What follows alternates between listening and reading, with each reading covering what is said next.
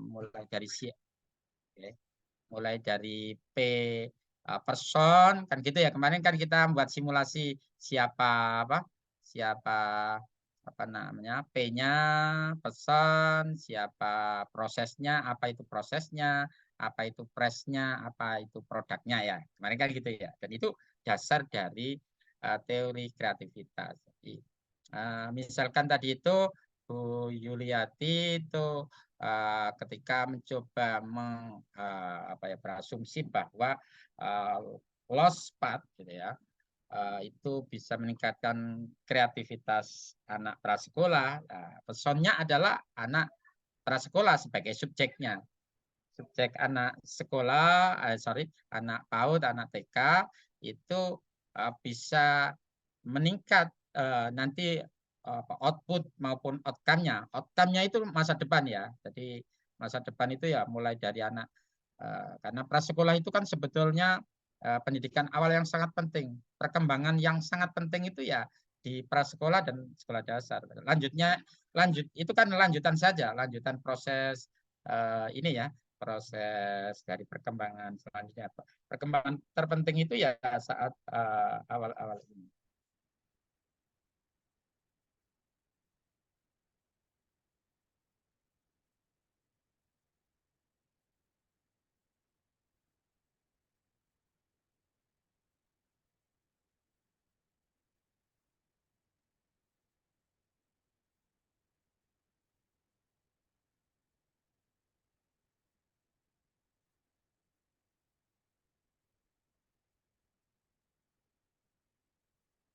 Eh,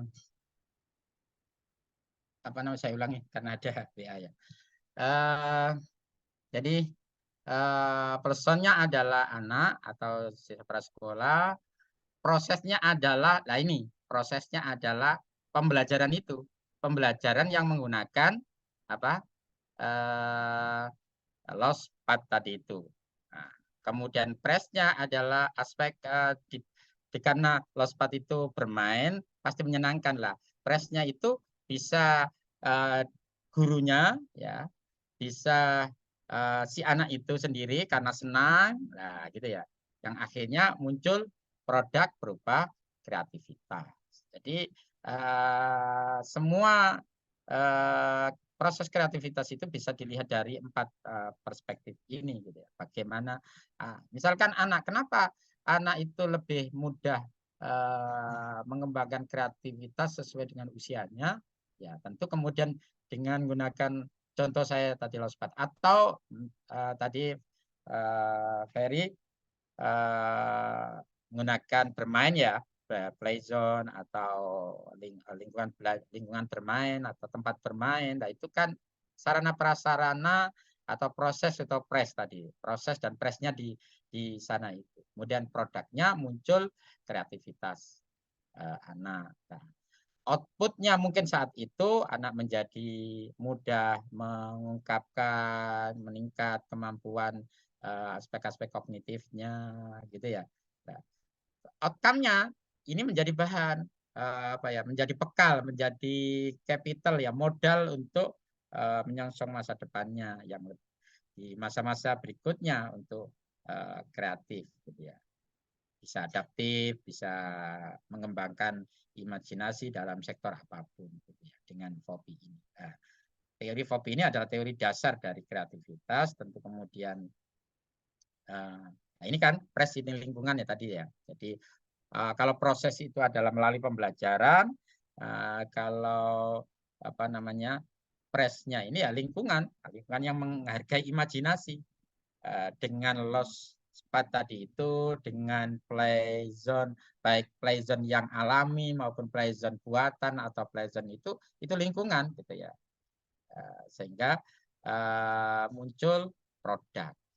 Jadi person, proses, press, kemudian produk.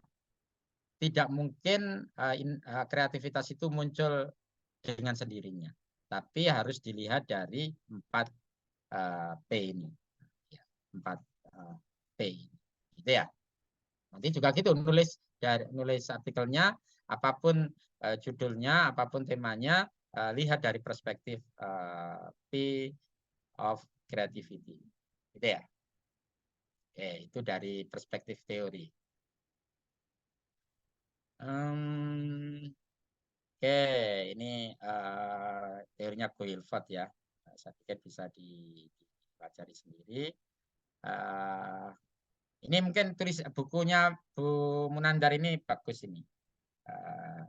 Bahwa kemampuan apa ya, memunculkan anak menjadi kreatif itu apa muncul atau indikatornya lah gitu ya. Jadi terlihat dari membuat kombinasi baru berdasarkan data, informasi atau unsur-unsur yang ada. Dengan proses tadi itu. Nah, play zone, kemudian pakai Lospat, kemudian apa ya? Kemudian apalagi ya? Tak baca dari judul-judul ini ya. Papercraft. Papercraft, kemudian finger painting gitu ya, finger painting, kemudian apa ini dinamika kelompok, misalkan dalam kegiatan itu menggambar, teaching factory, oh ya ya, nang iku ya, nang pabrik-pabrik ngono ku ya, ya. Ya, teaching factory itu kan sebenarnya experiential learning gitu ya, atau ini bagian dari kampus Merdeka ya, kampus Merdeka belajar ya Bu Prames ya, ini Pramesti ya, teaching factory ya. Jadi nanti teorinya banyak menggunakan apa experiential learning gitu ya, teaching factory untuk anak SMK. Jadi mendekatkan ini, mendekatkan realitas. Jadi pembelajaran itu harus dekat dengan realitas. Kan itu terutama SMK kan, terutama SMK itu kan nggak boleh ngelamun gitu ya. Ya harus faktual, nyata, dekat, linear engage, kemudian apa namanya relate gitu ya. Gitu. Sehingga teaching factory. Bahkan kalau bisa mungkin ya pembelajaran lebih banyak kalau itu SMK otomotif ya wes sekolahnya itu di pabrik motor misalkan. Itu harusnya. Jadi kalau tidak bisa punya lab tersendiri ya. Makanya kan ada magang lah. Sayangnya kan itu tidak didesain menjadi pembelajaran yang utuh. Gitu. Teaching factory. Ya. Kemudian pictorial riddle. Indah. Ini boleh-boleh ini. Mana Indah? Pictorial riddle ini seperti apa? Ini saya baru tahu. Oh enggak, nanti dijelaskan ya. Ada Indah? Nomor 8. Kemudian ya CBS, Creative Problem Solving. Kemudian Media Clay. Samaroh, mana ada Samaroh? Apa Media Clay itu seperti apa? Seperti kayak plastisin itu, Pak. Seperti Bahasa barunya sekarang plastisin. Jadi plastisin. clay. Iya, Pak. Oh, itu Modelannya pakai kayak ini, clay. pakai Tepung. apa? Tepung Tepung. gitu ya. Oh, Nggih. oh gitu ya, ya, ya. Nggih. Ya semacam permainan itu ya, tapi artifisial ya, Oh, tepung-tepungan gitu ya. iya, iya, Pak. Kalau dulu kan siapa yang desa, Mbak Analisa ini kan kayak orang desa gitu ya. Itu itu dulu tepungnya ya di belakang rumah itu lempung itu ya, tanah kan gitu. Ya, anak-anak kota, anak-anak saya itu gak kenal itu tepung ya. Akhirnya media clay ini ya, tepung-tepungan gitu ya. Nanti buat apa gitu, gitu Mbak ya, Mbak Samara ya. Nggih, nggih, Pak. Nggih, betul. Iya. Maklum aku wong desa jadi gak ngerti ya. Padahal anak-anak saya beli gitu tapi saya nggak ngerti. Padang di rumah, rupa rumah ya. Karena banyak tepung, banyak apa tadi itu malam, banyak bahan-bahan dari itu kan di online banyak ya. Jadi bahan-bahan mainan untuk anak-anak yang gitu. Tapi saya kadang-kadang mengkhawatirkan karena kadang baunya nyengat gitu loh. Yang itu mungkin ya tidak lolos uji itu ya. Kan harusnya apa bebas dari apa merkuri, bebas dari apa itu bahan berbahaya ya. Karena kan apa zat pewarna kadang kan nempel di tangan sampai pekat gitu ya, kayak chat gitu ya. Kali gitu. Oke, mix media. Oke, play. Ini ada lagi. Subak ini siapa? Play Duck itu apa? Kayak tadi itu. Media Clay itu sama. Play Duck, Play Duck. Iya Pak, kayak plastisin itu Pak. Oh, hampir ya. Bedanya di mana nanti itu ya? Lebih dispesifikkan ya, Bu Subak ya. Iya, jadi nanti bisa gini Pak, peledok itu kan macam-macam, bisa dengan menggunakan plastisin atau dengan bahan-bahan yang lembah itu Bapak, yang bisa dibuat berbagai bentuk oleh anak-anak.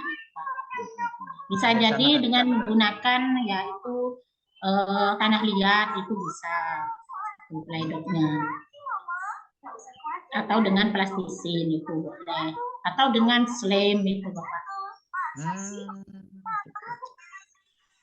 Oke. Jadi dengan menggunakan Play-Doh itu anak-anak bisa bermain, bisa membentuk macam-macam sesuai dengan minatnya anak. Jadi betul-betul bisa mengeksplorasi potensi. Ya, bisa mengeksplorasi apa yang juga bahan dari itu ya, artifisial, artinya bahan ini ya, pabrikan ya, Play-Doh ini.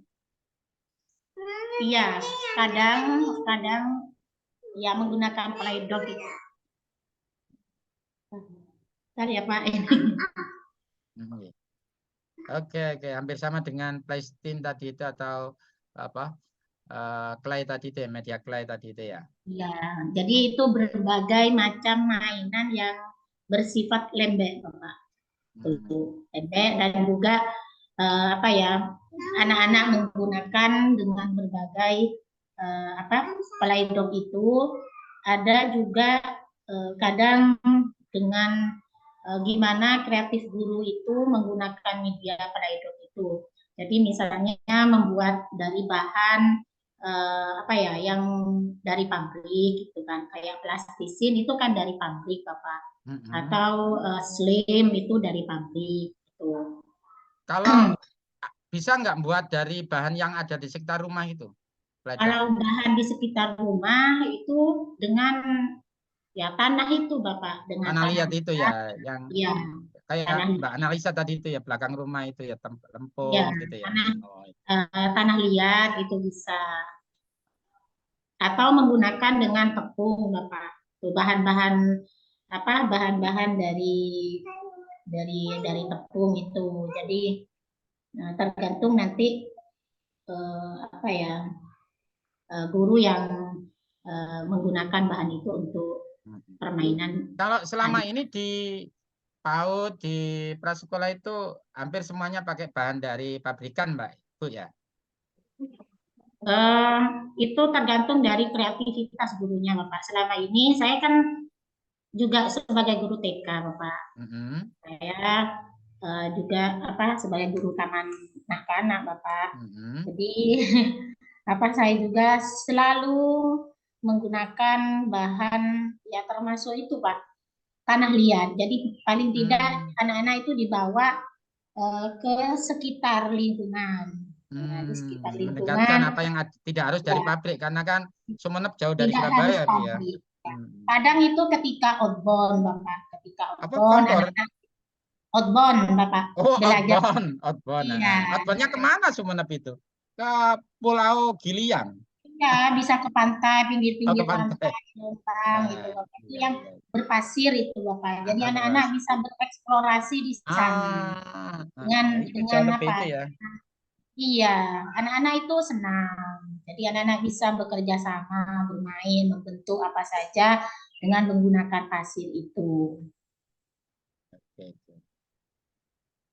Itu Bapak. Siap. Terima kasih Bu. Ya, nanti bisa ini ya Pak, dengan menggunakan Play-Doh ini bisa meningkatkan kreativitas anak. Iya, sangat. Secara teoritik sangat jelas, karena kan masa-masa perkembangan awal, masa-masa pembentukan kreativitas, dan perkembangan anak usia ini kan memang bermain lah. Dia menggunakan imajinasinya, jadi perkembangan kognitifnya juga jalan, terutama tadi itu karena bisa mengembangkan imajinasi, dia mau menciptakan apa kan terserah imajinasi si anak ya. Nah, diberikan ruang untuk ini kan sangat ini besar. Ya, saya ngambil itu Bapak karena menggunakan media itu karena memang salah satunya memang bisa masuk ke semua aspek itu Bapak, aspek perkembangan anak. Jadi bisa kognitifnya, bisa fisik motoriknya, bisa seninya itu anak masuk di situ. Kalau misalnya di dalam kelas ya sebenarnya tidak jadi selalu ini lebih itu ya Bu ya, outbound ya, menggunakan play-doh tapi outbound gitu ya. Ya, bisa dengan outbound. Kalau di dalam kelas kadang menggunakan yang pabrik itu Bapak, kayak plastisin. Jadi anak-anak bisa mencipta bentuk dengan menggunakan plastisin itu. Kadang anak-anak itu kan sesuai dengan tema, misalnya ada tema kebutuhanku, anak-anak makanan, tentang apa itu. Kadang anak-anak membuat itu sesuai dengan imajinasi anak. Oh, saya buat pentol itu Bapak dengan wadahnya, dengan sendoknya itu. Ketika ditanya melalui cerita setelah dibuat itu anak-anak bercerita hasil dari yang dibuat oleh anak-anak bahwa ini adalah bentuk saya buat bakso ibu gitu. Ini ada pentol, ini wadahnya, mangkoknya gitu. Dan juga ini ada garpunya gitu Bapak. Jadi anak-anak itu berkreasi sendiri dan berimajinasi sesuai dengan apa yang diinginkan anak-anak. Itu Bapak. Menarik. Kini tuh saya teringat masa-masa kecil saya di desa dulu gitu ya. Dulu itu ada namanya pasaran ya. Jadi kita itu main ya menciptakan kayak kampung gitu ya. Jadi ya ikut kayak menciptakan sebuah lingkungan pasaran namanya. Bahkan jual-jualan buat apa nanti dijual. Makanya sekarang ini kan ada tempat di Jogja atau di mana ya yang saya tahu di Jogja. Jadi ada sebuah lembaga pendidikan mungkin pendidikan alternatif gitu ya, sekolah alam gitu ya. Dia kurikulumnya itu ada namanya pasaran. Jadi ada yang bagian menjual ya, ada uang. Jadi itu rutin. Jadi mereka ini kan yang tercerabut. Kalau dulu kan masa-masa di kampung itu biasa gitu, mainan istilahnya pasaran lah gitu ya. Yang tadi itu membuat jadi kadang buat bakso-baksoan. Kue Bapak itu dari tanah liat itu anak-anak kadang buat kue itu Bapak. Buat kue-kuean atau kalau mie itu apa itu? Kalau mie itu dari apa itu? Tanaman yang pengganggu itu loh yang warnanya kuning itu kan bisa jadi mimian gitu ya. Iya. Tidak ada sekarang ya. Itu dulu di kampung-kampung itu Itu kan agak ada. sulit Bapak sekarang. Agak Sulit ya. sulit. Iya. Tanaman itu agak sulit. Padahal itu sangat bermanfaat ketika anak-anak, oh ini kayak buat apa ya? Buat bakso atau buat soto atau buat apa itu ini ada mie-nya gitu kan. Nah, Itu sekarang tanaman itu sulit. Padahal di sulit. tempat saya itu pedesaan. Padahal desa ya sudah tidak ada gitu ya tanaman-tanaman gitu ya. Karena Iya, sudah jadi tembok semua. iya Bapak, agak sulit gitu. Memang sulit lah untuk mencari. Sulit ya. Padahal itu mesti harus dilestarikan sebenarnya. Sebagai media ini ya Sebagai media, rumah-rumahan, pasar-pasaran, dan murah kan?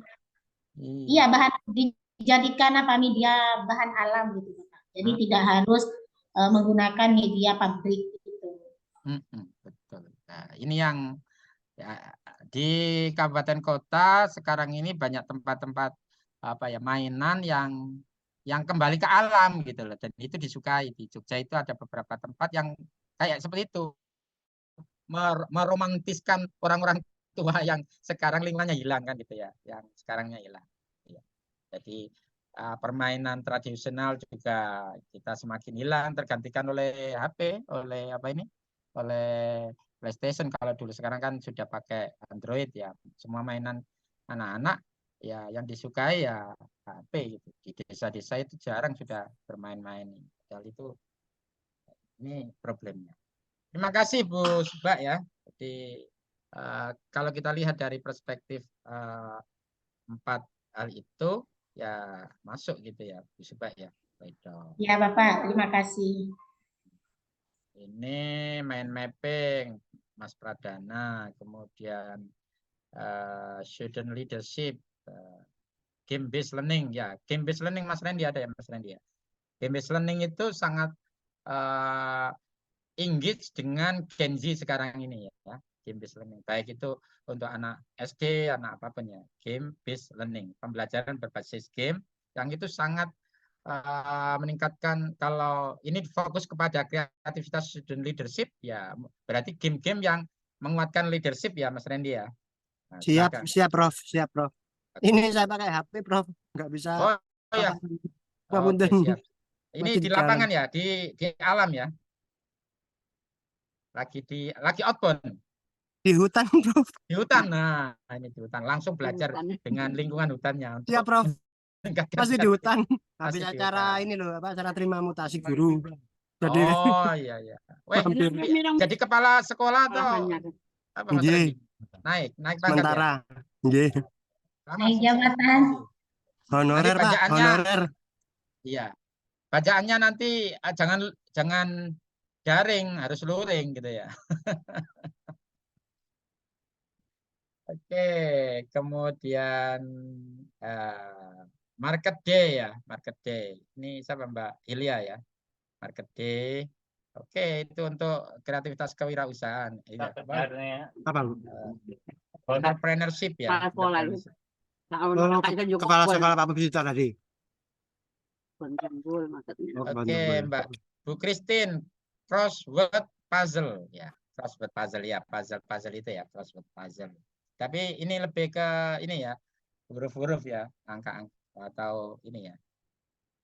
Untuk anak SD atau prasekolah saya tidak tahu karena kalau prasekolah itu kan bermain ya. Nah, apakah yang crossword puzzle ini masih cocok untuk yang anak SD? Karena anak SD otomatis sudah calistungnya sudah jalan. Tapi untuk penyiapan calistung, baca tulis hitung itu cocok Mbak. Bu Christine ada di sini, Bu Christine.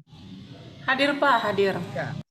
Crossword puzzle itu cocoknya di anak apa? Saya tidak tahu secara kurikulumnya.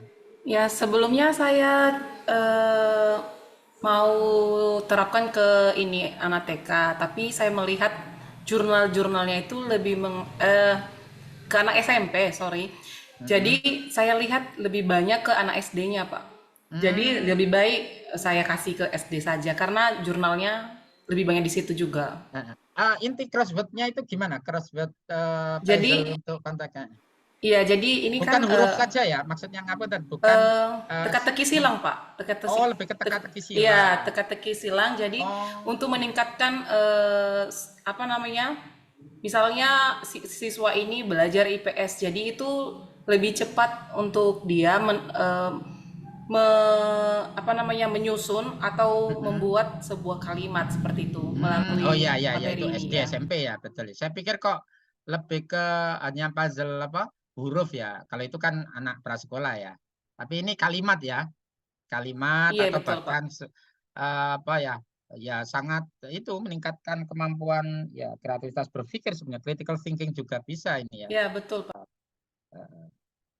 Atau mungkin critical thinking lebih tinggi gitu ya. Jadi anak sejak dini itu terbiasa dengan teka-teki silang, itu mengimajinasi, mengkonstruk. Nah, itu kan critical thinking-nya bagus.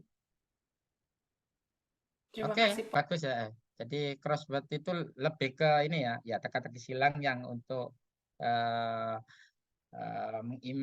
menggerakkan daya nalar sebenarnya kan, daya nalarnya siswa. Bisa SD, SMP, bahkan SMA juga bisa sih sebenarnya.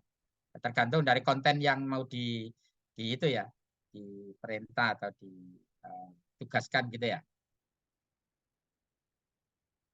Oke, kita lanjut dari teorinya Bu siapa ini, Bu Tami. Jadi dengan kreativitas itu indikatornya bisa membuat kombinasi baru. Makanya kata kuncinya di novelty.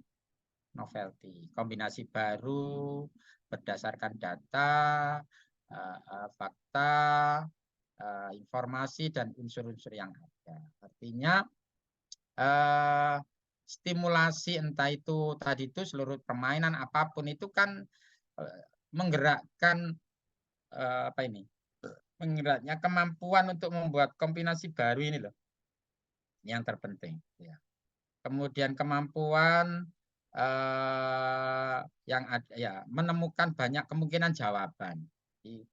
Dengan bahan yang sama, anak-anak diberikan kebebasan. Ini sebenarnya kata kunci dari Merdeka Belajar itu ya. Anak-anak diberikan kebebasan untuk memberikan jawaban yang alternatif yang banyak. Solusi yang banyak, ketepatgunaan, dan keragaman jawaban. Maka sebenarnya tes kreativitas itu di sana. Jadi jika ada stimulus, bagaimana respon si anak. Nah, itu di sini kata kuncinya. Nah, untuk mengasah tadi itu, menimbulkan anak-anak itu kreatif itu, ya tadi itu mulai dari kalau play prasekolah itu seperti ini, sekolah dasar seperti ini, sekolah lanjutan itu seperti ini, tergantung dari perkembangan awalnya. Dari sekian tadi itu kan banyak yang prasekolah dan sekolah dasar ya, maupun sekolah lanjutan dikit. Nah itu adalah proses supaya kemampuan-kemampuan anak ini dalam mengembangkan kebakatannya muncul. Nah, nanti akhirnya terukur kelencarannya, keluasannya, originalitasnya, elaborasinya itu terlihat. Itu menurut Bu Tami Munandar. Kemudian ini yang penting. Jadi dulu pernah mungkin sudah saya berikan ya. Bahwa setiap orang itu memiliki kemampuan kreatif. Jadi tidak ada itu individu yang enggak kreatif. Hanya apakah lingkungan, dalam hal ini guru, sekolah, stimulasi, itu ketemu dengan apa yang dimiliki oleh si anak. Nah, gitu lah ya. Kenapa anak itu gak muncul? Jadi kreativitas itu bersifat laten. Kreativitas itu potensial. Makanya bakat itu potensial. Dia akan muncul tergantung dari lingkungannya. Disinilah peran pendidikan. Disinilah peran orang tua. Disinilah adalah peran lingkungan untuk menstimulasi bakat kreativitas. Apa yang digagas mulai dari siapa tadi itu, Mas Ferry, sampai Bu Subat dan sebagainya, itu adalah proses menuju ini semua. Ini baru ini si Azim Azhari merangkai huruf hijaiyah. Pendekatan baru dalam pelajaran apa? Oke, pada anak. Jadi merangkai ya, teori merangkai tadi itu mungkin crossword itu ya mungkin ya. Itu juga teorinya hampir sama dengan ini Mas Azim. Itu stimulasi. Anak sejatinya punya potensi untuk itu, tapi kan perlu ada sarana, perlu ada media gitu, yang memungkinkan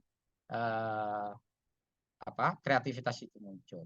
Sekali lagi kata kuncinya, kreativitas itu bersifat laten, bersifat potensial, lingkungan ini bisa guru, bisa orang tua, bisa lingkungan belajar, bisa intervensi pembelajaran, bisa mainan, bisa apapun yang membuat anak ini mengaktualisasikan, mewujudkan apa yang dimiliki.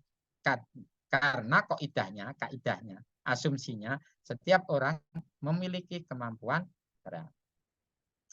Kreativitas dinyatakan dalam bentuk produk-produk kreatif, baik itu berupa bendawi atau wujud fisik atau berupa gagasan. Jadi berpikir, nalar, itu adalah kreativitas atau produk yang bisa dilihat. Nah, ini outcome-nya ya, tadi itu produk itu ya dari person, proses, kemudian press ya. Press itu lingkungan ya, lingkungan. proses itu adalah intervensi atau pembelajaran atau apa, personnya ya anak. Aktualisasi kreativitas merupakan hasil proses interaksi antara faktor-faktor psikologis dan lingkungan. Berkali-kali teori tentang perilaku adalah P kali di mana ya. Jadi P di mana apa itu fungsi di mana P kali E. Artinya peran apa ya? Peran faktor internal dari anak, nah gitu ya. Bakat tadi itu, motivasi gitu ya. Dengan lingkungan, faktor I, environment, itu sangat penting terhadap upaya aktualisasi kreativitas. Kreativitas itu bisa muncul jika adanya perkalian ya. Fungsi di mana aspek psikologisnya si anak dengan lingkungan. Faktor lingkungan eksternal. Gitu ya. Anak bisa menjadi kreatif jika dua hal ini diperhatikan. Tidak bisa kemudian dibiarkan begitu saja. Harus ada stimulasi. Nah, gagasan artikel ibu-ibu teman-teman semua ini yang tadi ada dari yang sudah tertulis ini ada 19, itu semuanya upaya untuk mengaktualisasikan. Gitu ya. Jadi misalkan yang terakhir ini dari si Azim ya, Azim Azhari ini dengan intervensi ini merangkai ya, rangkaian huruf gitu ya, sama dengan crossword-nya, teori crossword-nya apa yang digagas oleh Bu Christine ya, itu hampir sama ini crossword-nya, crossword untuk ini, crossword untuk huruf hijaya atau huruf kanji atau huruf huruf kanji ya, yang sulit itu kan huruf kanji malah dari Jepang itu ya, atau Cina itu huruf kanji juga ya Bu Christine ya, bukan namanya huruf kanji, atau huruf apa kalau Cina itu? Kalau kanji kan Jepang ya, gitu ya. Atau huruf apa ya? Kalau India itu ya yang Honocoroko seperti orang Jawa itu kan ya. Seker. Apa Mbak? Itu ya, jadi ada beberapa itu intervensi. Jadi proses supaya keluar. Nah, dalam diri seorang terdapat faktor-faktor yang dapat menunjang atau bahkan menghambat. Nah, ini tugas kita. Tugas pengembang kreativitas. Harus menganalisis.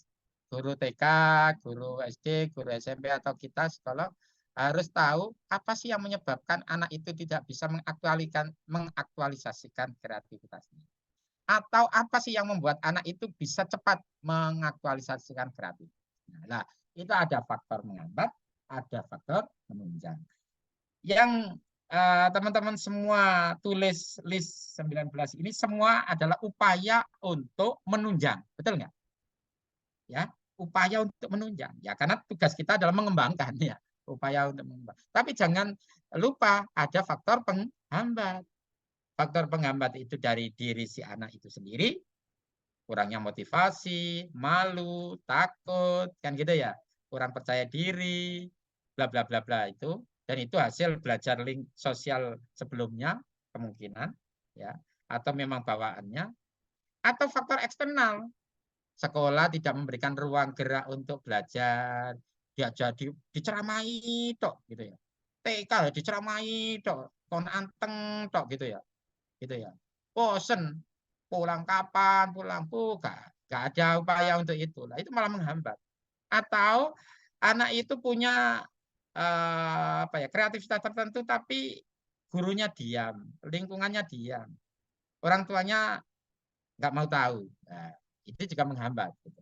Atau bahkan diweden-weden ya, ditakut-takuti. Ojo, jangan. Nah, gitu ya. Atau membuat sebuah intervensi yang harus manut semua. Misalkan ini contoh ya, tidak. Tapi ini pernah terjadi pada anak saya waktu PAUD gitu ya. Anak saya itu konsep di rumah, konsep dia gitu ya saat itu, karena dia semua yang jadi mungkin ya bagi anak kan punya passion, punya kesenangan ya tertentu gitu ya. Bagi anak saya waktu itu apapun, entah itu baju, entah itu topi, entah itu apapun itu suka warna merah. Ya, novel dulu itu saya masih ingat warna merah gitu ya.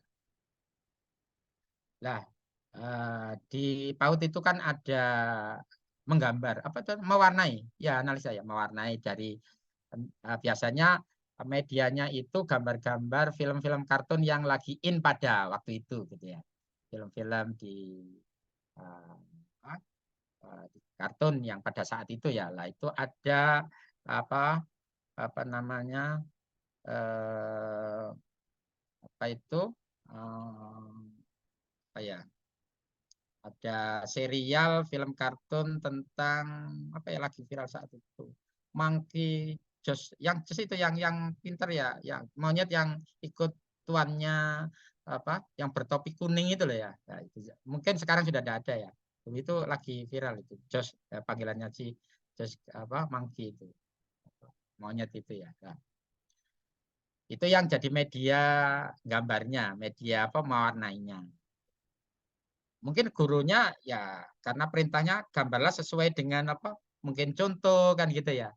Karena perintahnya gambarlah apa warnailah sesuai dengan mungkin gitu ya. Contohnya saya enggak tahu. Si anak saya tadi itu konsepnya ya topi itu ya warna merah karena yang dia miliki nggak ada satupun warna selain merah. Bagi dia anak usia itu topi warnanya merah. Maka ketika ada gambar topi ya dia arsir pakai apa itu namanya?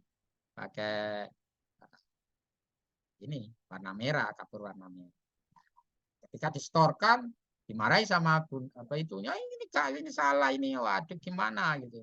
Nah saya marah-marah juga, oh enggak, topi ya warna merah. Nah, itu kan kemudian tidak dalam konteks seperti ini, guru tidak memberikan ruang kebebasan untuk mewarnai apapun yang diimajinasikan oleh anak itu. Maunya itu homogen gitu ya. Maunya ya pokoknya perintah guru ya ini. Padahal anak itu punya apa? Punya imajinasi, punya pandangan, punya ini. Sehingga setelah itu anak saya malas kalau ada gambar itu nggak mau oret-oret karena bu guru jahat macam-macam lah gitu ya. Responnya negatif karena tidak dihargai mungkin saat setor dia diledek atau apa gitu ya. Nah, padahal dia punya keyakinan. Nah, pulang itu sambil nangis, topi ya merah, masa ada topi kuning. Kita jelaskan bahwa ada tuh enggak, topi ya merah gitu. Tapi Pythagoras ya benar, apa di buku apa itu namanya LKS-nya itu contohnya topi kuning gitu ya. Dia nggak mau. Contoh seperti ini kan sistem-sistem pembelajaran yang menghambat anak untuk kreatif sesuai dengan kondisi imajinasinya. Gitu ya. Mungkin perlu diberikan penjelasan-penjelasan. Nah, kadang-kadang faktor-faktor itu yang menghambat. Kenapa anak Indonesia ya contoh yang sering tak ceritakan itu. Masa saya mungkin sekarang berbeda ya. Masa saya itu kalau gambarlah apa lingkungan sekitar gitu. Mesti yang disetorkan itu gunung, kemudian ada apa itu apa matahari terbit, kemudian ada kelapa, ada itu kayak rel kereta api gitu ya. Jadi semuanya ternyata saya tanya waktu itu. Tidak tahu sekarang ya Bu Christine ya. Dulu teman-teman saya tanya, jangan-jangan hanya di daerah Jawa lah, minimal daerah Jawa Timur itu. Ternyata enggak, saya punya teman anak Papua, anak Ambon. Kampus saya kan dulu sangat variatif dari berbagai daerah ya. Saya tanya anak Kalimantan, anak Sulawesi, betul sama. Nah, berarti dulu itu perintahnya apa? Di Nias juga sama. Waduh lah, itu kan homogen. Berarti ada yang salah dengan pendidikan kita kan. Iya, di Nias itu enggak ada kereta kan, enggak ada kereta ya. Enggak ada. Tapi kok kenapa gambarnya itu? Nah, kayaknya homogenitas perintah ya itu mewadai seluruh ya di atas gunung sini juga nggak ada kereta. Iya, enggak ada kereta. Tapi kok ya sama gitu loh. Nah, itulah yang kemudian para ahli ya Indonesia ya pendidikan Indonesia itu homogen sehingga tidak memberikan ruang gerak lokalitas sesuai dengan imajinasi anak. Saya contohkan itu ternyata nyambung gitu loh. Oh ya benar, kenapa anak saya nangis-nangis ketika mewarnai ya, warnai gambar apa Jos itu ya, Jos Monkey yang itu ya, yang bersama tuannya bertopi kuning ya kan, bertopi kuning kan, yang di film apa film animasi yang sangat viral pada saat itu. Tapi anak saya tetap dengan imajinasinya topinya warna merah, dan itu dimarahi sama atau tidak diberikan ruang gerak untuk ini. Memang mindset kita belajar jadi sangat dominasi guru. Merdeka belajar ini itu dalam upaya ini kreativitas itu kata kuncinya, supaya tidak menghambat imajinasi anak, diberikan kebebasan, kemerdekaan kan, makanya merdeka belajar, kemerdekaan untuk kreasi dan sebagainya. Faktor-faktor menghambat menurut Bu Tamimun dan dari ini sangat kental masih gitu ya. Nah ini sangat kental untuk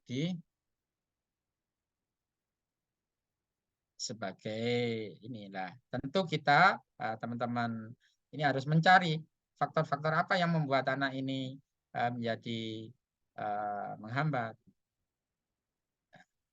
Maka kemudian nomor 5 ini kreativitas anak ya dalam konteks ini tidak hadir dalam ruang kosong. Artinya nggak bisa dibiarkan begitu saja. Ya, harus ada intervensi. Untuk mengembangkan anak berbakat, anak kreatif itu harus ada upaya apa ya? Ada upaya memberikan ruang untuk berkreasi, gitu ya. Jadi tidak berlangsung dalam kevakuman, ya, tapi bergerak terus, berkembang terus. Sehingga lingkunganlah yang sebenarnya sangat penting dalam konteks ini untuk mengembangkan anak kreatif. Karya kreatif tidak lahir hanya kebetulan. Nah, ini tulisannya gitu. Karya kreatif tidak hadir dalam apa? Tidak berlangsung tiba-tiba, melainkan melalui serangkaian proses. Ya, serangkaian proses kreatif yang menuntut kecakapan, keterampilan, dan motivasi. Produk-produk kreativitas hari ini yang sudah kita nikmati, mulai Zoom, ya, sarana ini produk kreativitas loh ya. Ya. Kemudian teknologi informasi, membuat gambar, membuat itu ya, program-program itu ya, aplikasi-aplikasi itu adalah tidak ujuk-ujuk, tidak tiba-tiba, gitu ya. Tidak hadir dalam ruang vakum, tidak hanya kebetulan, tapi melalui proses kreatif yang menuntut kecakapan, keterampilan, dan motivasi. Nah, tugas kita sebagai pendidik ini memberikan lingkungan, menciptakan lingkungan yang kreatif, yang menumbuh suburkan kreatif gitu ya. Kemudian juga memotivasi anak, gitu ya, memotivasi anak.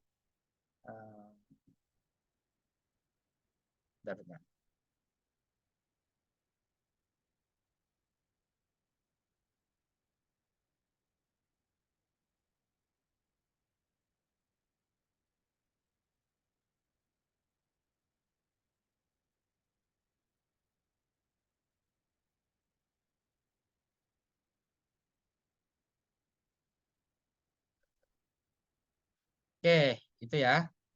Silakan ada pertanyaan dari sini dulu, dari 5 hal ini. Mana tadi? Ini tentang asumsi kreativitas. Monggo kaitkan dengan tema atau judul teman-teman semua. Oke, ini ada yang ya belum ada yang belum. Yang 20 yang satu siapa yang belum? Apa, Mas Feris? Kalau nggak salah Mbak Prila Nabila. Belum masuk juga ya? Nabila. Oke, coba kaitkan 5 hal ini, 5 asumsi kreatif ini. Saya berikan waktu sekian menit. coba kaitkan mulai dari pertama Mbak Faiza ya, tentang finger painting sampai Mas Azim terkait dengan puzzle huruf hijaiyah. Kaitkan analisis dengan 6. Jadi gunakan perangkat asumsi kreatif ini ya dari Utami Munandar ini dengan konteks, karena nanti ini bisa jadi pisau ya, pisau analisis gitu ya untuk menganalisa artikel teman-teman semua. Oke ya, saya berikan waktu 5 menit cukup untuk ini. Baca 6 hal ini. Setiap orang memiliki kemampuan kreatif dinyatakan dalam bentuk produk, aktualisasi kreatif, ini sampai kreatif itu tidak hanya kebetulan. Nah, kuatkan atau kaitkan dengan upaya teman-teman semua sesuai dengan tema teman-teman semua. Saya kasih waktu 5 menit. Saya tak. Mohon izin, Prof. Silakan. Ini kita kerjakan dalam bentuk PPT atau Enggak, nanti ini aja dijelaskan satu persatu. Mas Randy menjelaskan gitu aja dari oral aja, nggak usah. Atau catat dulu nanti di draft disampaikan. Jadi Mas Randy masih bisa beroutbound ria. Mas Randy masih bisa outbound ria, dicatat aja atau di ini berdasarkan 6 ini terus sesuai dengan tema yang Mas Randy lakukan ya. 5 menit cukup? Cukup. Terima Oke. kasih, Prof.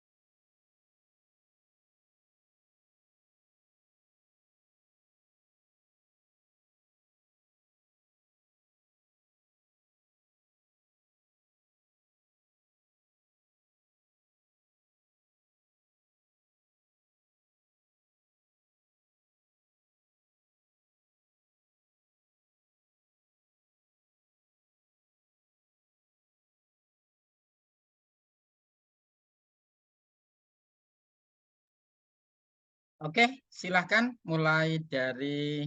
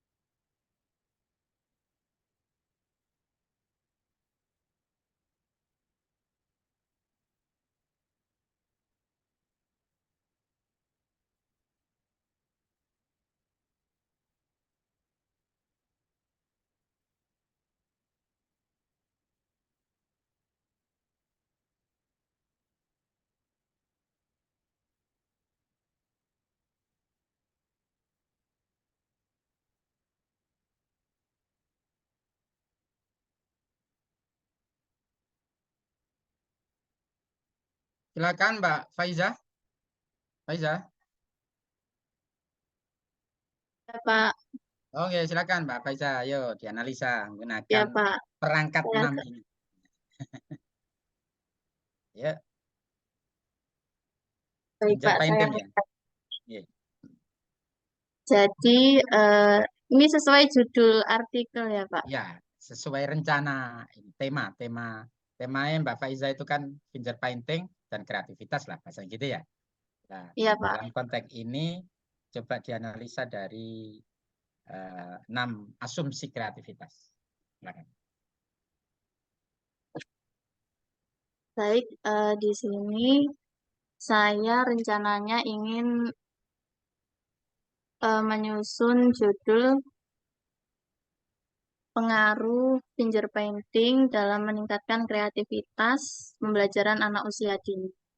Nah, di sini menurut berdasarkan asumsi-asumsi kreativitas, asumsi yang pertama yang berbunyi bahwa setiap orang memiliki kemampuan kreatif. Setiap orang, baik itu mulai dari anak usia dini maupun sampai dengan orang dewasa, tentunya memiliki kreativitas sesuai dengan tingkat umurnya. Nah, di sini berhubung penelitian saya nantinya tentang anak usia dini, maka orangnya di sini personnya yaitu anak usia dini. Lebih tepatnya eh, anak TK yang berusia 4-5 tahun. Nah, kemudian yang asumsi yang kedua yang berbunyi bahwa kreativitas dinyatakan dalam bentuk produk-produk kreatif, baik itu berupa benda maupun gagasan. Jadi di sini saya menggunakan finger painting. Finger painting itu kegiatan melukis dengan cara memakai jari tangan secara langsung. Jadi tidak menggunakan kuas maupun krayon, melainkan langsung menggunakan jarinya. Guna untuk agar mereka juga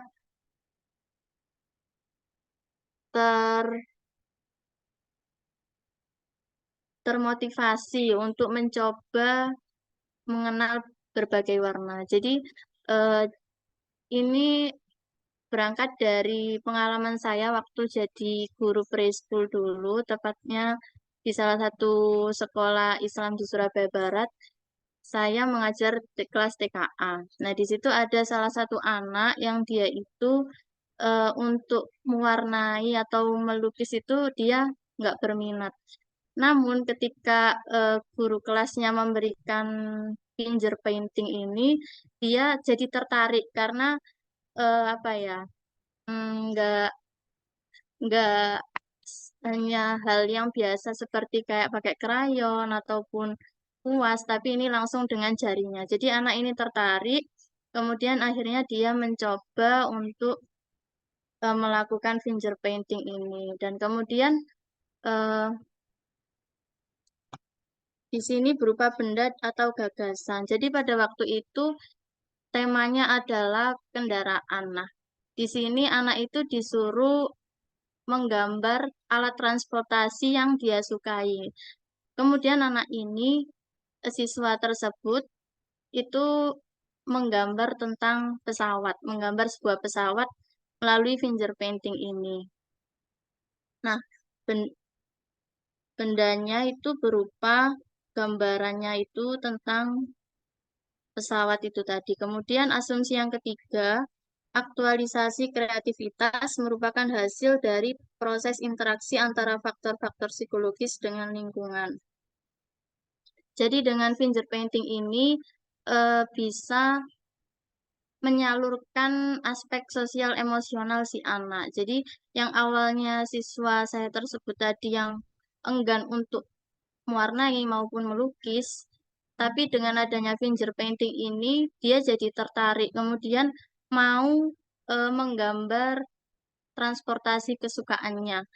Dan itu dipengaruhi oleh faktor motivasi dari teman-temannya juga. Jadi dia melihat teman-temannya itu pada menggambar dengan finger painting, terus kemudian dia termotivasi.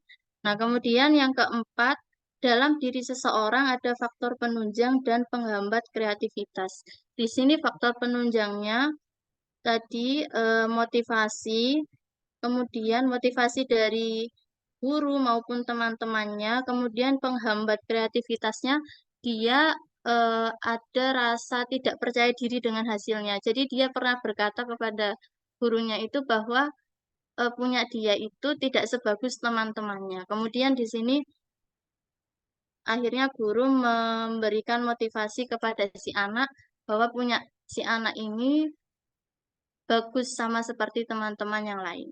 Nah, kemudian asumsi yang kelima, kreativitas seseorang tidak berlangsung dalam kevakuman atau kekosongan. Jadi di sini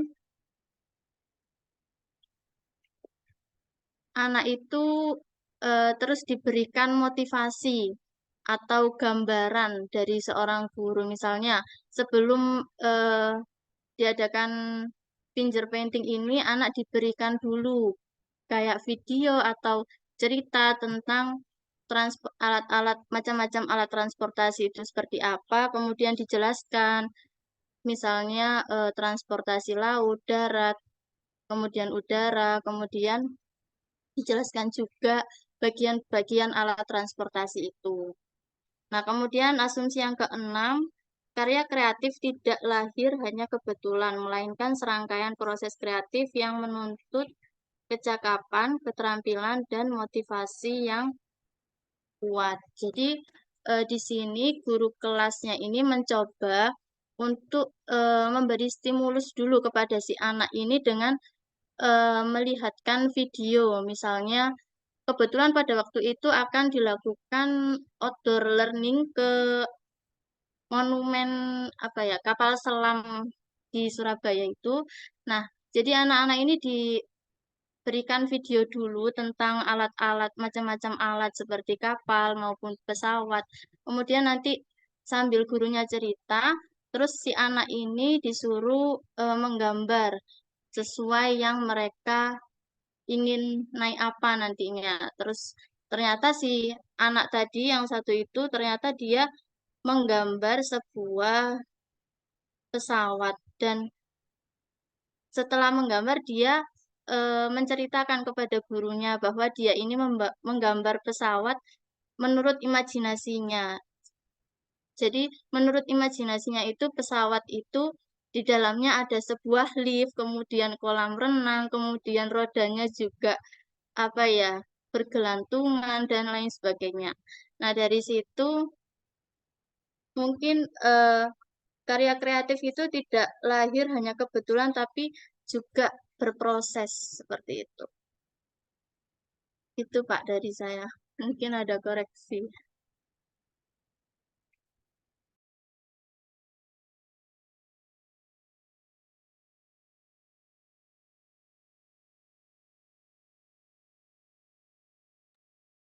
Oke, terima kasih Mbak Faiza, Mas Anmut tadi. Luar biasa analisisnya, tapi saya lebih sudah bagus tadi, tapi untuk selanjutnya lebih fokus ke konteks kalau bisa bukan pengalaman ya, tetapi yang akan ditulis itu, yang akan ya. Jadi misalkan apain apa tadi Mbak Faiza kan menggagas tulisan meskipun berberangkat pengalaman. Nah, ini sudah mulai Mbak Faiza ini sudah mengamalkan teori dari kreativitas dari basisnya. Nulis ini tidak ujuk-ujuk, tidak hadir dalam ruang vakum. Wah, tapi Mbak Faiza menulis atau merencanakan menggagas tulisan tentang pengaruh atau pengaruh finger painting ini untuk meningkatkan kreativitas itu berangkat dari pengalaman. Bagus, based on experience ya, jadi berbasis pengalaman. Tetapi maksud saya gini, tulisan yang Anda akan susun nanti itu coba kuatkan dengan teori ini, ya gitu ya. Kuatkan dengan teori ini. Tadi Mbak Faiza sudah bagus, jadi itu tinggal nanti dituliskan gitu ya. Dan hebatnya Mbak Faiza memberikan perspektif dari pengalaman, gitu ya. Nah, untuk selanjutnya boleh dari pengalaman, tapi dari based on referensi atau kuatkan berdasarkan, gitu ya. Terima kasih Mbak Faiza. Sekarang Bu Yuniati dari Madura. Silakan Mbak.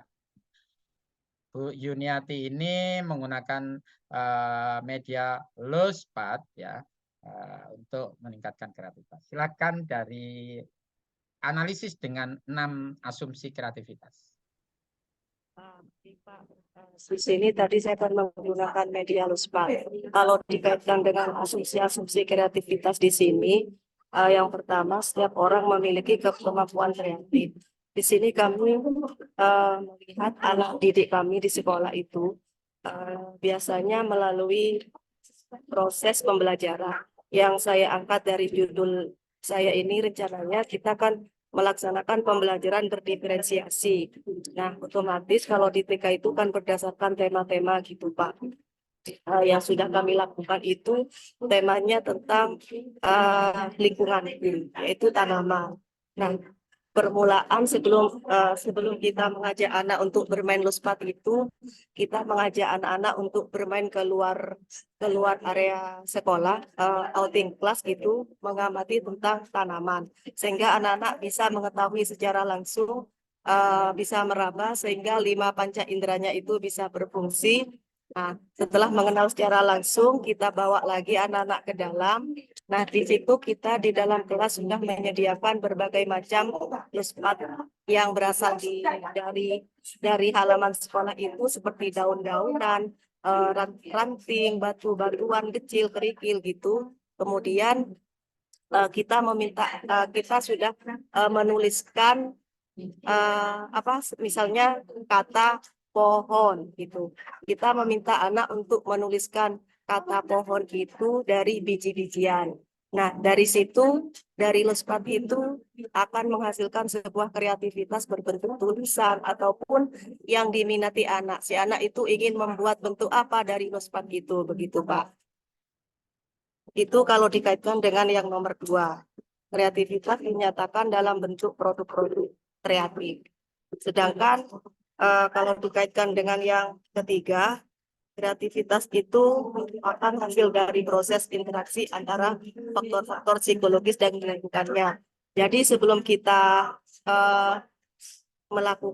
menggunakan Lospat itu, kita juga mengenalkan di awal tadi sehingga anak-anak mengenal apa itu Lospat. Begitu Pak. Terima kasih Pak.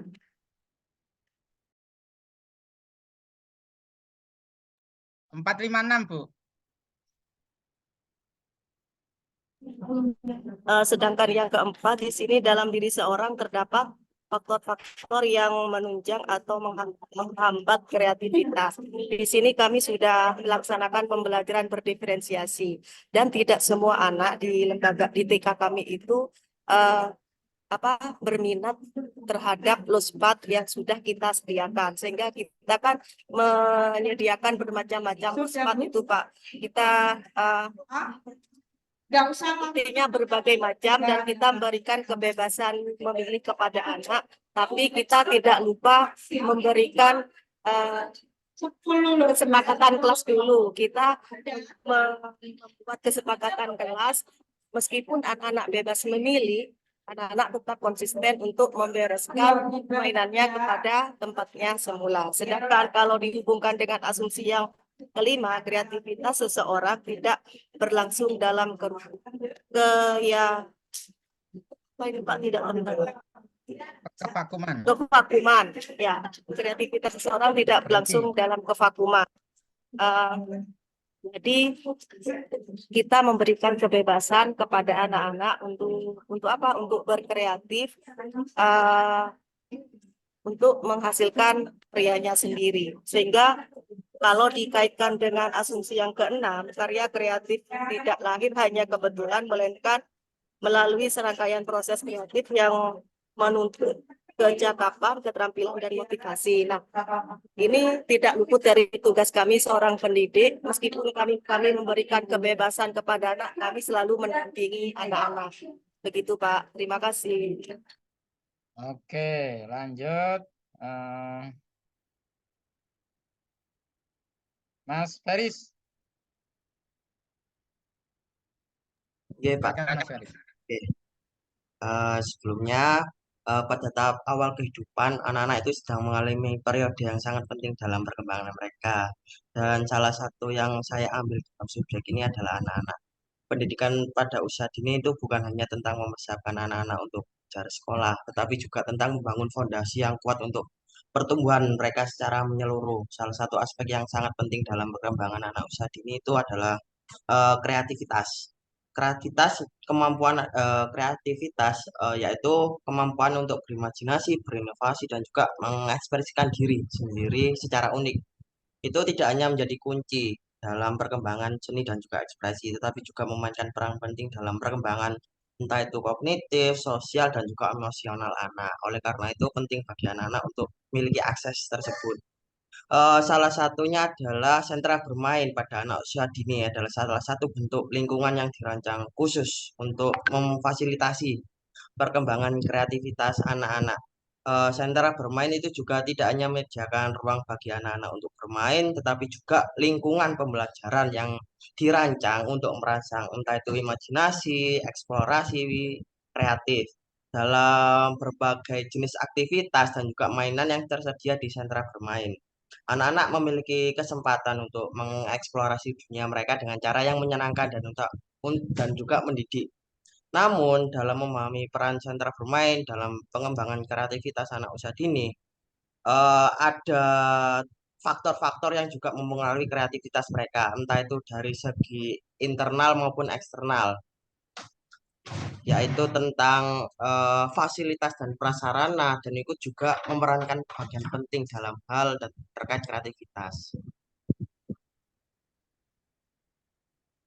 Itu saja yang bisa saya sampaikan, Pak. Sudah mewakili 6 komponen ini ya. Oke, sampun. Nah, oke. Oke, lanjut Mbak Fitri. Fitriatul Hasanah. Iya, Pak. Kolase ya. Dalam Kolase berbasis bahan alam. Iya, kolase menggunakan bahan alam. Mohon maaf Bapak, izin obat yang sedang tidak enak badan. Semoga kembali sehat. Ya. Amin, terima kasih. Nah, ini Bapak, saya ambil tema kolase dengan bahan alam. Jadi kolase itu sendiri, maaf Pak. Menurut Siti Barar dan Sri Ferayanti, kolase itu adalah teknik menempel berbagai macam materi selain cat. Bisa menggunakan kertas, kaca, logam, ataupun bahan-bahan lainnya. Namun di sini saya ambil ini Pak dengan bahan alam. Kenapa pakai bahan alam? Karena sebentar kenapa menggunakan bahan alam? Karena rata-rata sejak dulu kami tuh Pak menggunakan kertas yang dipotong-potong kecil-kecil gitu Pak. Kemudian itu juga berdasarkan instruksi dari guru seperti itu. Jadi guru sudah membuat contoh kolase, misalnya kita ada gambar apa ya misalnya, gambar mobil-mobilan gitu Pak. Kemudian gurunya sudah membuat kolase itu yang kemudian nanti dicontohkan pada murid-muridnya. Anak-anak nanti kita buat kolasenya seperti yang ibu buat. Nah, seperti itu. Nah, menurut saya hal itu apa ya, tidak membuat kreativitas anak itu berkembang seperti itu. Kemudian juga bahannya kan sudah disediakan. Mohon maaf Bapak. Nggak apa-apa. Bahannya juga sudah disediakan dari guru. Kalau misalnya kolasenya sudah menggunakan kertas warna-warni seperti itu, maka semua anak menggunakan kertas warna-warni seperti itu.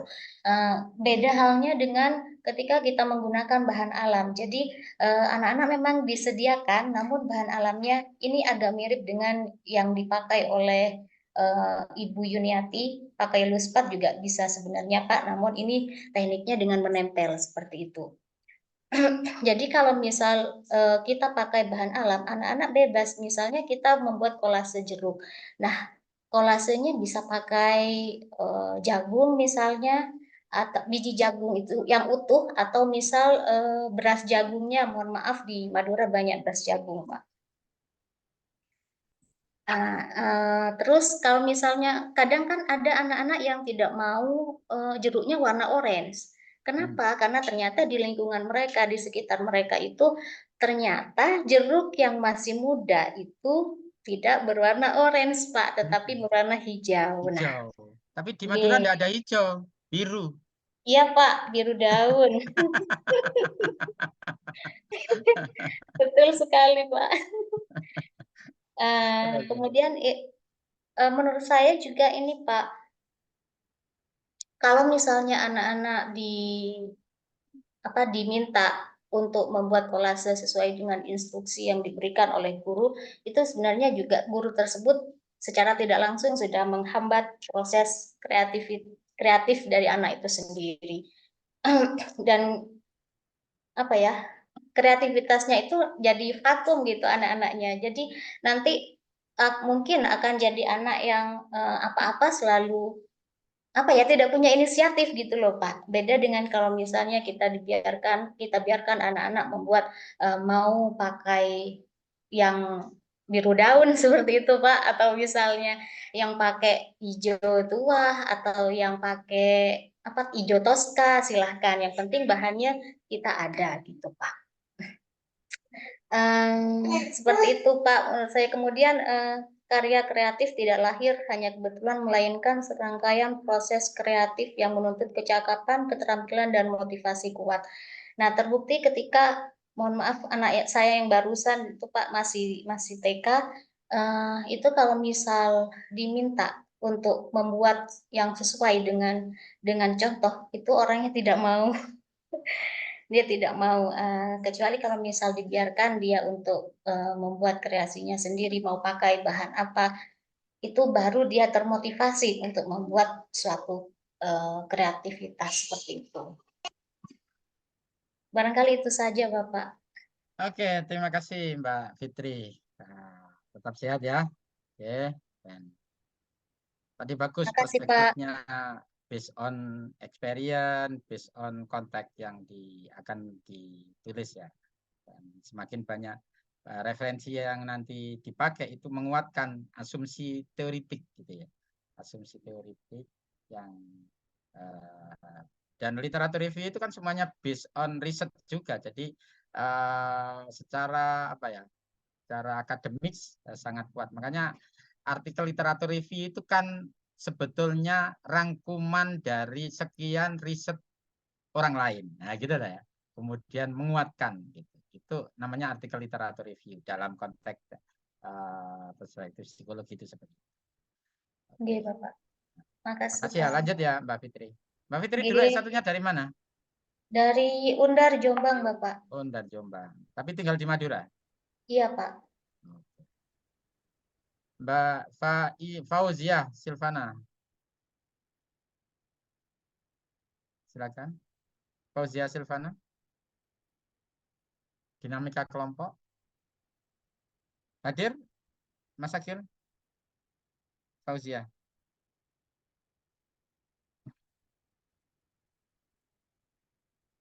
Nggak hadir nggih? Di apa? Daftar, bentar tak lihat, tak saya cek di daftar peserta. Fauzia Silvana ada tapi off cam.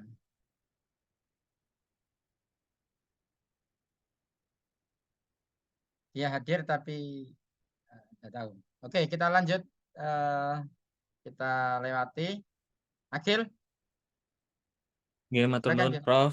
Oke, silakan. Oke, untuk penelitian kali ini saya sebenarnya juga sama dengan teman-teman sebelumnya, bahwasannya ini menggunakan based on experience, bahwasannya mengapa saya mengambil judul tentang menggambar, eh, apa namanya, kreativitas menggambar, karena yang saya lihat di apa namanya di ruang lingkup saya kan sebagai guru BK di SMP ya, Prof. Bahwasannya anak-anak ini yang jadi fokus saya itu mereka itu sulit apa ya, menuangkan ekspresi diri, baik itu emosi, terus juga apapun yang ada gundah gulananya, apalagi anak SMP ini kan masa puber gitu ya, Prof ya. Iya. Jadi Masa saya ini, dengan masa apa ini namanya? Strong, masa apa itu namanya? transisi, Ya, transisi masa ini apa namanya? Tsunami ya.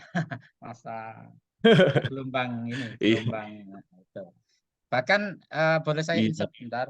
Bahkan iya, terapi-terapi menggambar ya untuk apa namanya itu terapi menggambar untuk meluapkan sebagai katarsis emosi kan sekarang banyak digunakan itu.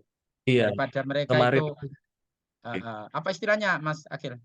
Terapi neurographic art, makanya kemarin saya neurographic art ya, itu terapis. Betul itu sekarang lagi itu daripada coret-coret, daripada misa-miso, yang Surabaya kan CCK itu terus ya, anak-anak SMP itu tak dengarkan karena pelampiasan emosi yang luar biasa gitu. oke. Sebelah sebelah rumah atau kampung saya ini kan ada SMP negeri. SMP negeri yang paling mungkin apa dan SMP yang itulah gitu ya. Itu tak lihat itu Ya, bahasanya itu sudah bahasa apa ya? Nah, mungkin karena katarsis itu ya, tekanan iya, keluarga, tekanan masyarakat gitu ya.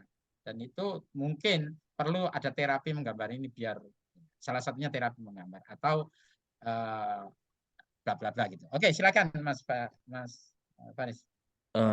Oke, jadi seperti itu. Jadi untuk poin pertama ini memang setiap orang itu memiliki kemampuan kreatif, khususnya siswa-siswa di sekolah. Akan tetapi mereka ini masih belum menemukan apa ya wadahnya dan belum dibimbing oleh beberapa orang. Kecuali kalau memang guru itu peka akan kreativitasnya. Eh, jadi yang saya sasaranin itu adalah anak-anak murid saya sendiri, anak-anak SMP di sekolah. Adapun untuk yang poin kedua, kreativitas dinyatakan dalam bentuk produk kreatif, baik berupa benda atau berupa gagasan.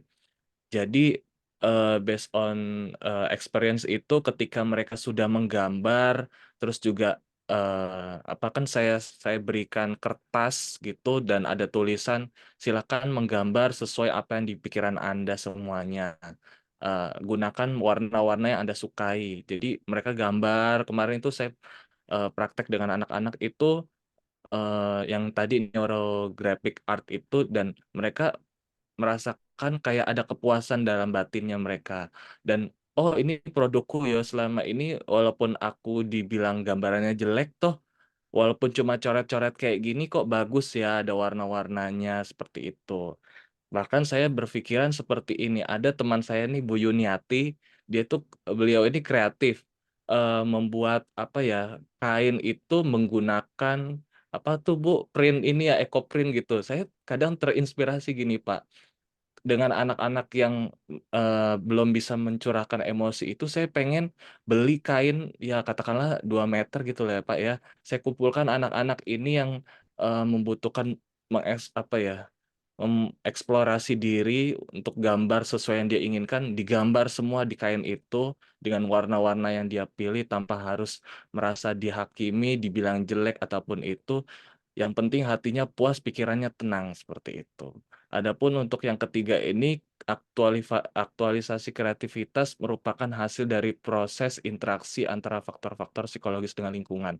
Nah, anak-anak ini kebanyakan itu susah meluapkan emosi, entah karena problem yang ada yang terjadi di rumah. Rata-rata mereka ini kan orang tuanya sibuk bekerja atau apa, care parenting gitulah ya.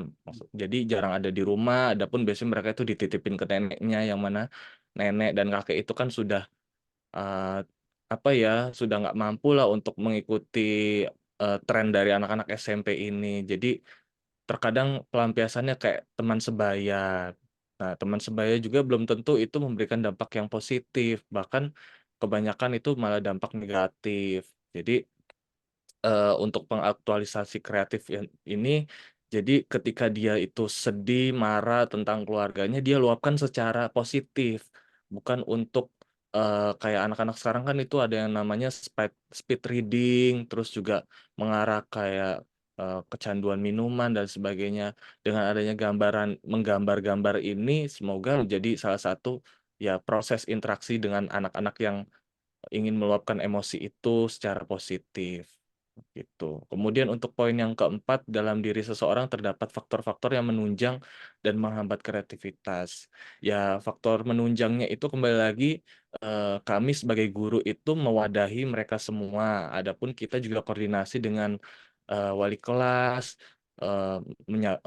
menyampaikan bahwasannya anak kelas tersebut membutuhkan wadah untuk mengekspresikan diri, di mana ada problematika yang tidak bisa disampaikan karena halnya itu bersifat sensitif bagi dia dan masih sulit untuk terbuka. Terus kemudian kita sampaikan juga ke orang tua, karena orang tua itu adalah kunci utama, Bapak. Karena ketika guru ini sudah menggebu-gebu membantu anaknya dan sebagainya, tapi orang tua tidak menunjang, itu sulit rasanya seperti itu. Dan juga kita sampaikan lagi bahwasannya apa yang dilakukan itu tidak ada salahnya. Jadi tujuannya untuk menterapi diri, menjadi diri yang lebih baik lagi. Adapun faktor penghambatnya biasanya ya kembali lagi, namanya anak-anak SMP itu kan pasang surut, motivasi, kadang apalagi galau, dilema dengan kekasih, biasanya kayak gitu, Pak. Terus kadang juga agak sensi gara-gara dibilang temennya apalah, misalnya gambar kamu jelek gitu, dia merasa sensi dan sebagainya. Pasti hambatannya seperti itu ada.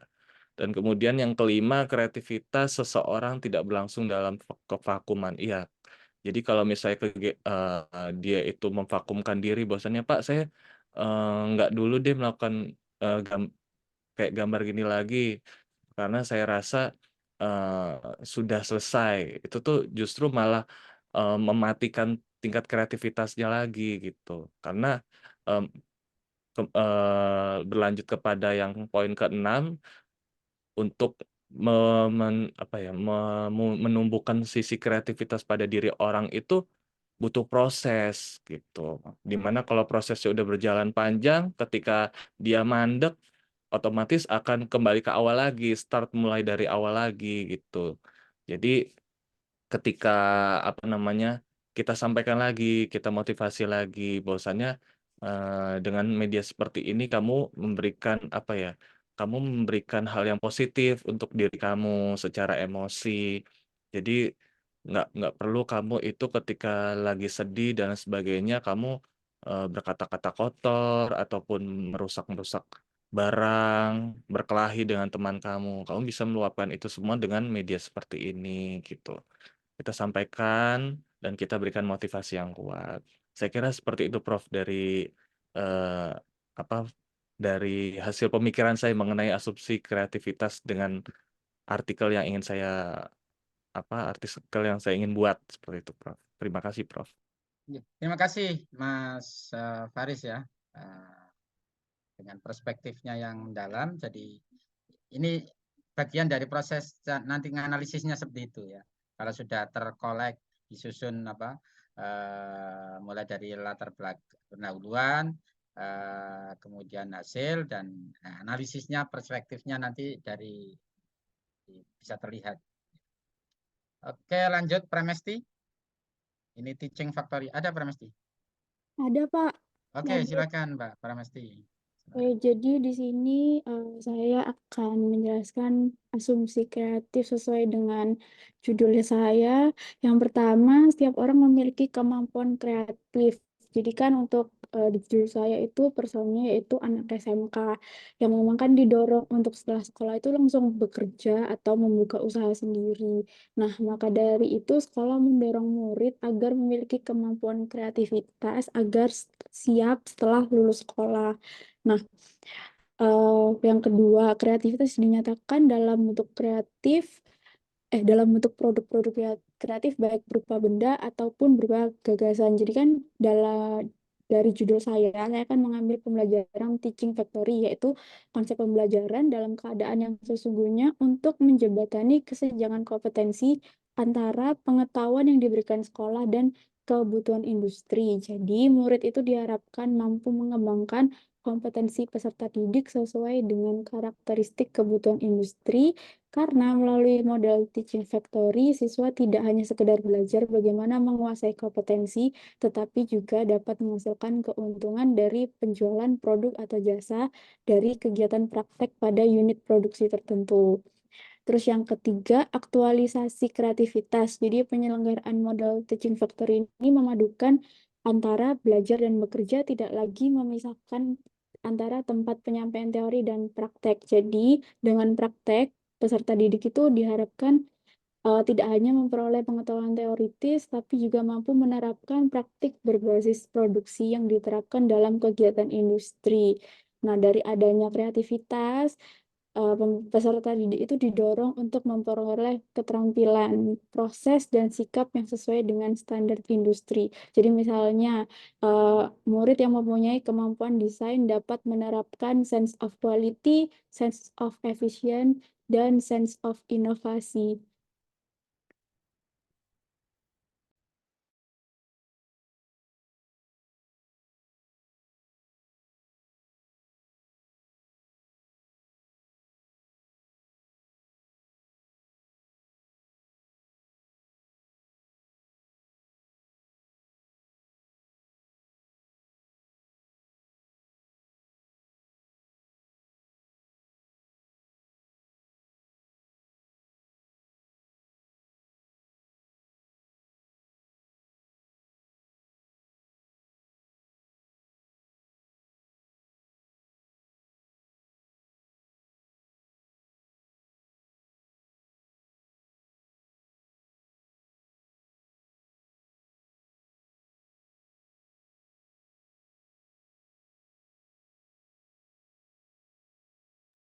Mohon maaf, bentar izin. Jadi karena ada apa, saya harus menutup acara di HL. Jadi kita break dulu ya sampai jam 1 nggih.